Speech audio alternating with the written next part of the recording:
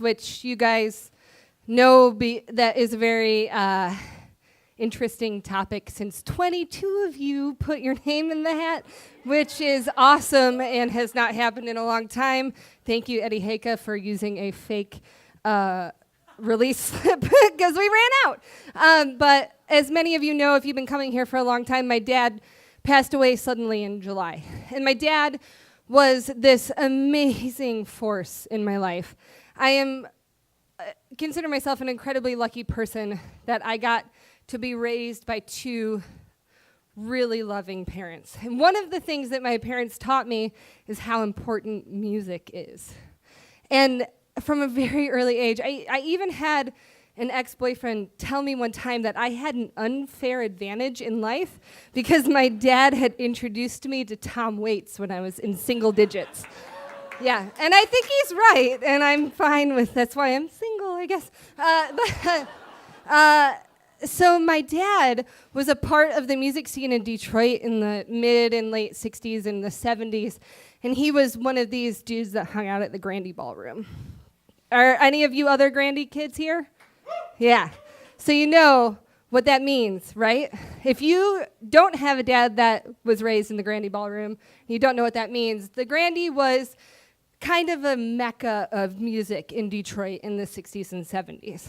And so when my dad died, his friends came in from all over the country, and we congregated on the back porch. And the front porch, he actually died on my parents' front porch. He had a brain aneurysm.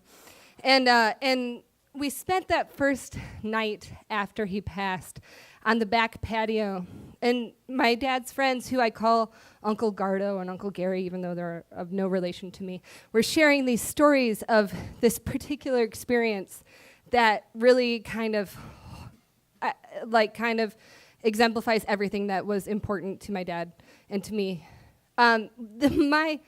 My dad's friends worked at the Grande. They ran the lights. And do you guys know when you go to a concert now and there's a light show and the lights are synchronized with the music and we just kind of accept that that's what happens? That didn't always happen, right? And that started because The Who said, we want to fucking have the lights go with our music. Let's make this a full body experience. And so the first time that The Who ever had a light show that went with their music was at the Grande Ballroom. And my dad was in college at Ferris State University. This was in the wintertime. And Uncle Gardo and Gary told me this story on the back patio July 14th last year. They both were working there. Gary was working the back door. He was on stage, and Uncle Gardo was up working the lights. He was the guy that was running this revolutionary light show. And they were getting ready to have things going, and Gary thought to himself, you know what? Hang on a second, Alice, meaning Alice Cooper, which is insane. I need to go check the back door for a second. And he opens up the back door, and my dad is there. And he's got a tweed suitcase and a pea coat, and he had just hitchhiked all the way from Ferris State to downtown Detroit. And my dad's friend said, "What are you doing here?" And he said, "Well, I just wanted to see this, man." And they were like, "Yeah, that's the right thing to do." So he walked up to the balcony to go to the light booth where Uncle Gardo was. And Uncle Gardo said he saw they called my dad Weiss. My last name is Wheeler. And Greg, Uncle Gardo, saw this figure coming toward him. And he said, he thought to himself, "Man, that looks like Weiss. What the fuck is Weiss doing here?" And he opened the door, and there was my dad. And he said, "What do you got in the suitcase, man?" And my dad just looked at him and said, "Everything I need."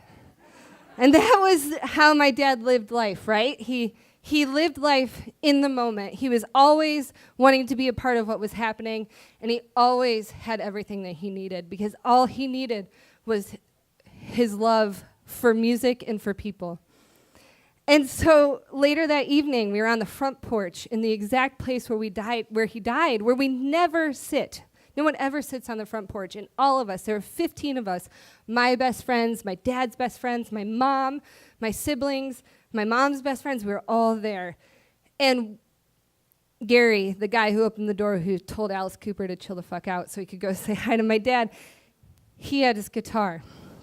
And he started playing this tune that my dad had introduced me to back when I was in high school, back before when I went to college and I met other people that knew who the band was, and I was like, oh, I guess I'm not a weirdo.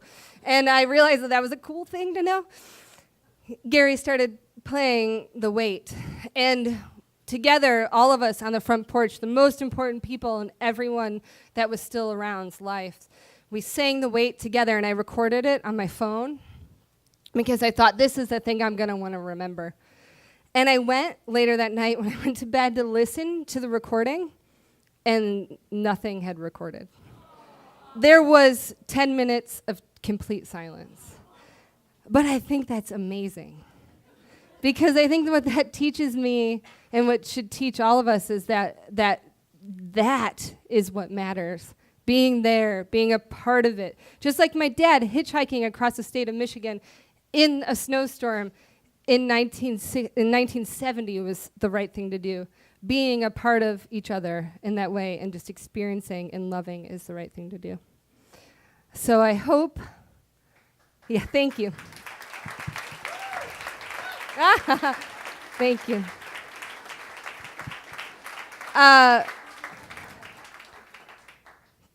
Keep my dad in mind whenever something like that happens to you, okay? His name was Denny. He was amazing. And without further ado, Satori Shakur.